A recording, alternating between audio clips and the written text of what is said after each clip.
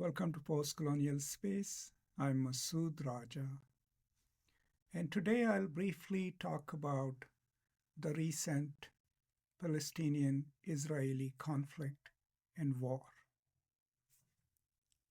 I've been quiet on this subject, partially because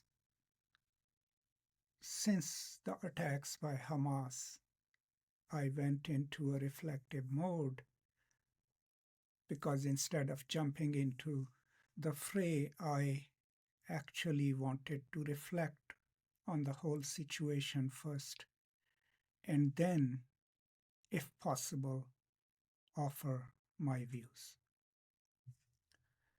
So before I go into any details, here are some declarations upon which I'm clear in this video, as well as in my published work. 1. I absolutely believe in a peaceful two-state solution between the State of Israel and the Palestinian people. 2. I absolutely believe in Israel's right to exist as a free and autonomous nation-state. 3.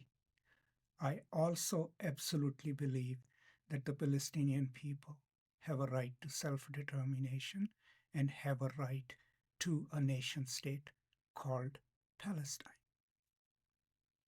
Now, coming over to the Hamas attacks from Gaza, I absolutely condemn all actions of Hamas, kidnappings, killing of civilians and children, bombing civilians with their rockets. These actions to me are abhorrent under the international humanitarian law, but also within the Islamic rules of engagement and war. So I absolutely condemn those. Now, does that mean that I absolutely agree with what Israeli Defense Forces are doing? Absolutely not.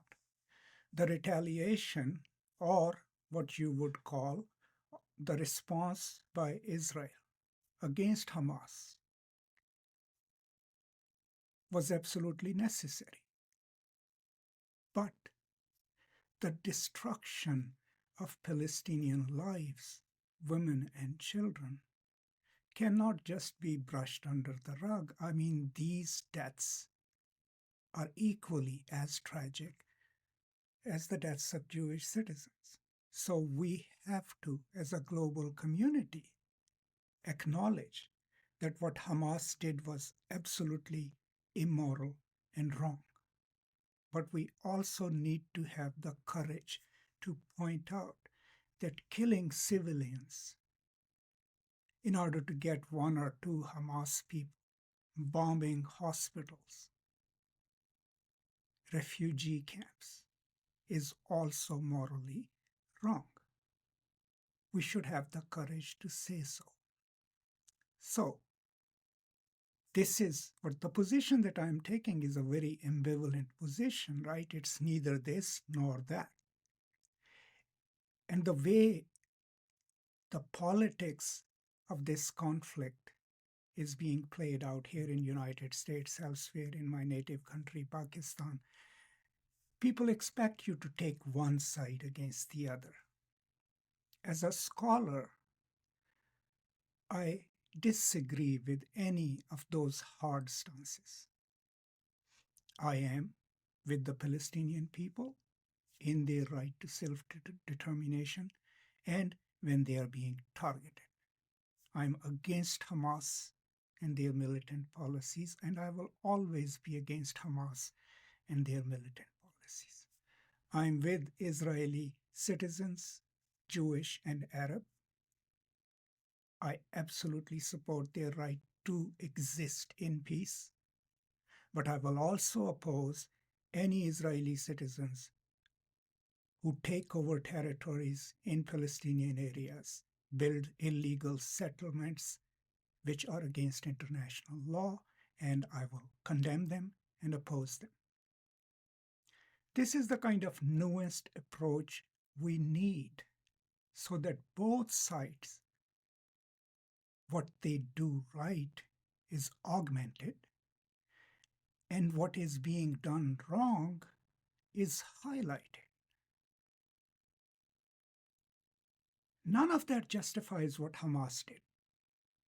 Okay? None of the Israeli intrusions or incursions into Palestinian territories justify what Hamas did. But to point to those is important. Also important to keep in mind is who is running the Israeli government. It's not a monolithic society. It has a political system. Right now, the most conservative elements of Israeli culture and politics are running the government. The guy who is the interior minister is one of the leaders of the settler movement. What do the settlers believe in?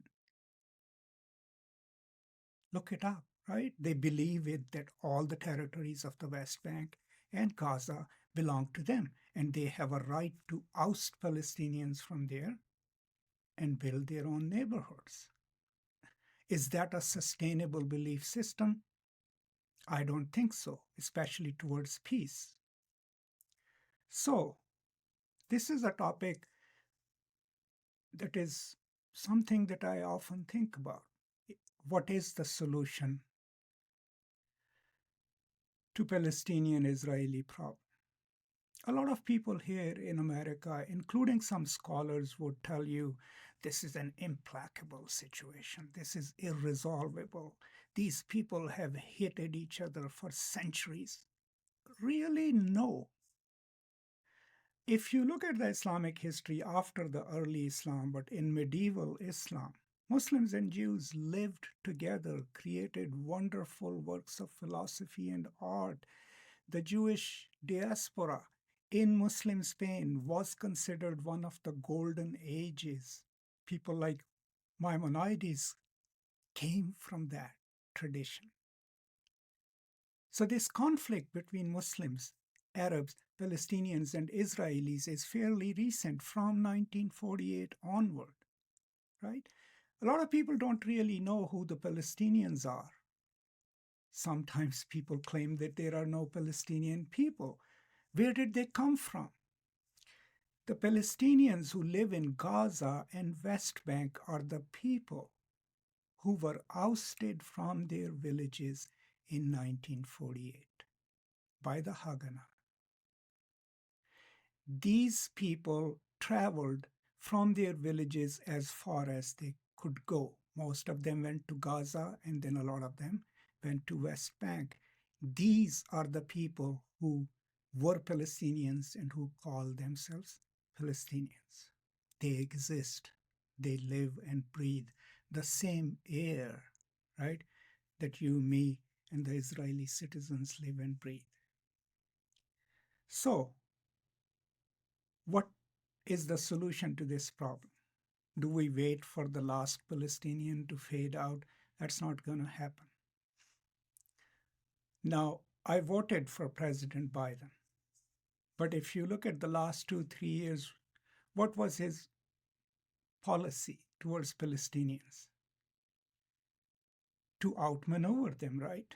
So he was trying to develop Israeli relationships with Saudi Arabia, normalized with Qatar, Bahrain, United Arab Emirates, even with Iran. In that entire process, the Palestinian people were neither consulted nor talked to. They were just isolated. The idea was that maybe if rest of the Islamic world recognizes Israel, the Palestinians would cease to be a problem. I think that is a short-sighted and highly, highly impractical mode of resolving this issue, because it requires silencing of millions of people, right? Now, if United States, with all its might and power, actually wants to solve the problem, it's very simple. Either go back to the Oslo Accords, where West Bank with East Jerusalem and Gaza were supposed to be Palestinian territories according to 1945 borders, provide a land link between the two, and then pump in enough money for it to become a sustainable, peaceful, democratic Palestinian state. Palestinians are already the most innovative people in the Middle East, the most highly educated as well. All it would take is a commitment from United States and State of Israel to make it happen. Then, what is in favor of Israel then? If Palestine is an autonomous nation state, then Palestine as a nation state needs to then follow the norms of nation states, norms of neighborly states. They can no longer be a state with militias and all those, people who are agitating for the destruction of state of Israel. That mentality then becomes the national mentality of building their own nation.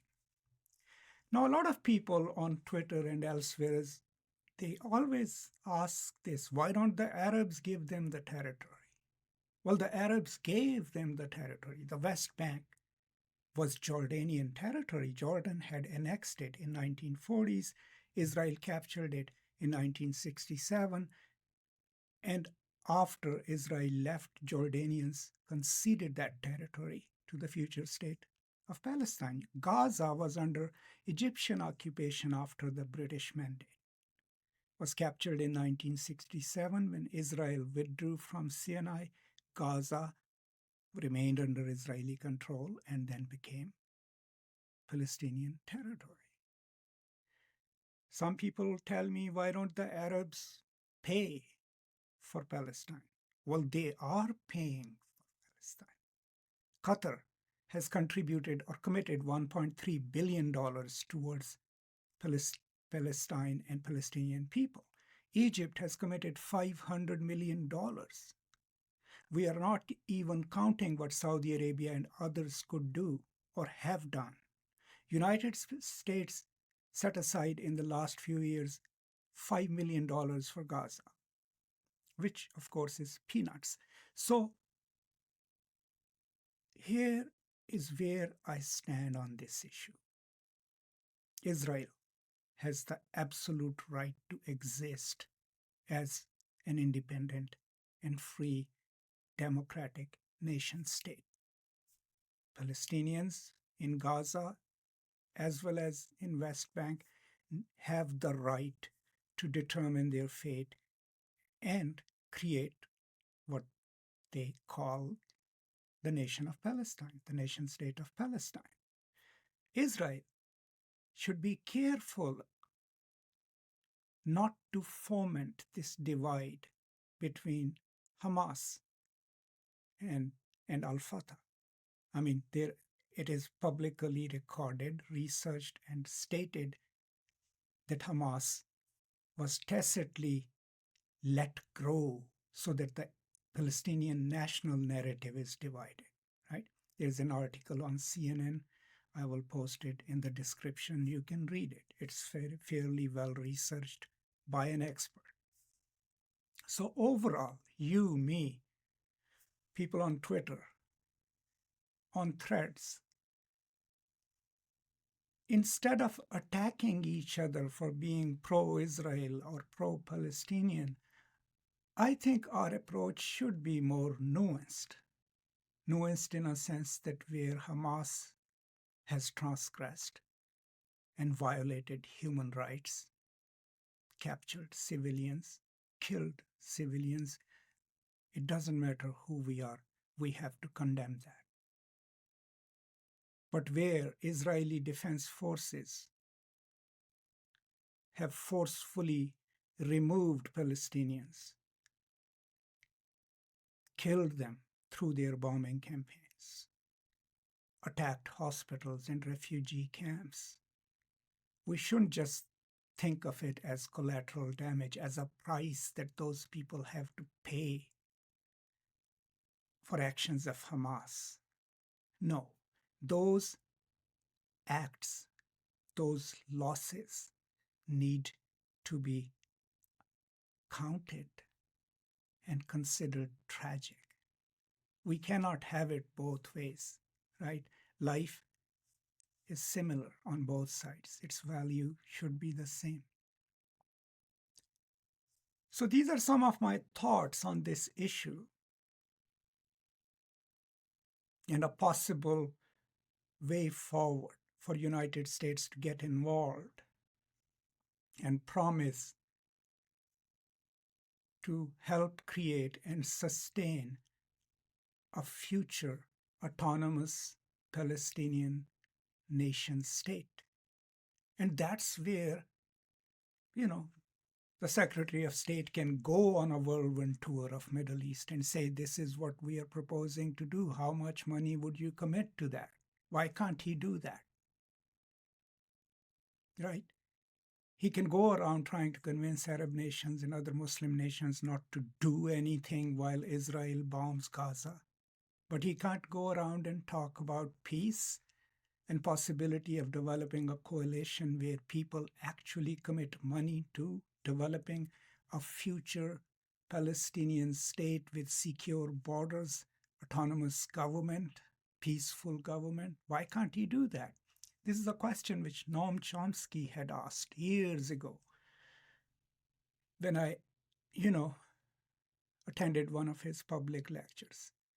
So compared to Chomsky, I am obviously a nobody, right? But I would dare to propose this question to the United States, to the president, as well as the foreign secretary. He's not called a foreign secretary like he's called Secretary of State, is where is your plan for peace with a two-state solution? Where is its blueprint? What have you done in the last 3 years to make it work? Or have you just decided what I think you did, is that let's isolate the Palestinian people and somehow cobble together a global alliance where Israel gets to stay the way it is and Palestinians can just live and die in their refugee camps? That seems to be the plan right now. And if that is the plan, you will find no peace. Another thing, and I know this video is getting a little longer, how we think of Palestinians differently in the United States. Here, if a tragedy happens at a school, or if a kid or some children come from a rough neighborhood, we automatically, as teachers, as educationists, we already think that these children have grown up in traumatic conditions or have faced traumatic conditions. We have counselors, we have people who take into account that trauma, and that's how we educate them and deal with them. We have knowledge about that, research. So when it comes to thinking about the children in Gaza and West Bank, who right now are going through bombing campaigns, right? Where are your specialists? Are they talking about what would be the short-term trauma for children? Are they talking about what would be the long-term trauma for them? For both sides, Israelis as well as Palestinians, right? But especially about Palestinians. Does someone actually care? These are some of the questions that we, as humanists, right, need to pose and ask. So here I am. You may not like what I am saying, but let me repeat again. I believe in the absolute right of State of Israel to exist in peace. I believe in the absolute right of Palestinian people to determine their future and have a Palestinian nation state. I condemn all actions of Hamas against civilians, against women and children, and the hostage taking. Similarly, I condemn every single action of Israeli Defense Forces against Palestinian civilians, as well as the settler movement against Palestinian civilians. And then I hope that the world in general, the United States and the Arab countries, will come together and seriously work towards creating, building, and sustaining a viable, thriving future Palestinian nation state. And if we can do that as the world, you will see that it would be the beginning of a new peace in the area. That's it. Thank you so much. Please stay safe, pray for each other, take care of each other, and as always, I'll see you next time. Until then, peace and love.